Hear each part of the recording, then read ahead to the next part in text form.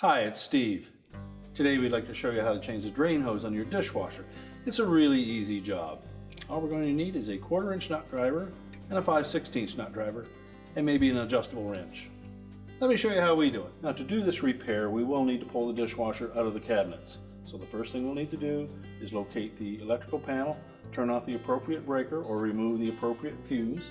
We'll also need to turn off the inlet water supply and disconnect the drain hose at the sink.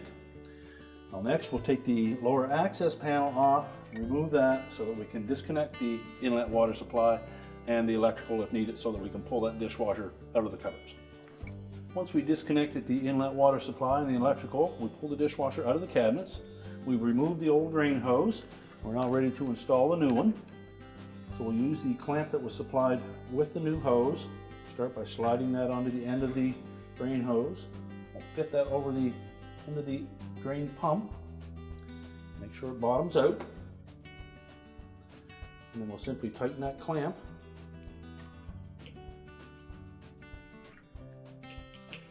Make sure that's good and secure. And we'll also want to make sure that when we install that dishwasher back into the cabinets, that we have that drain hose up to a minimum height of 18 inches along the side of the tub, up to about 32 inches in height. And that will prevent that dishwasher from siphoning out during the fill cycle. And once we've done that, we'll thread the outlet end of that drain hose through your cabinets and connect it to the drain.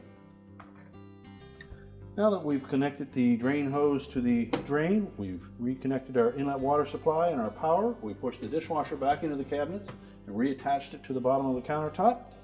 We've put our kick plate back on. Our repair is complete.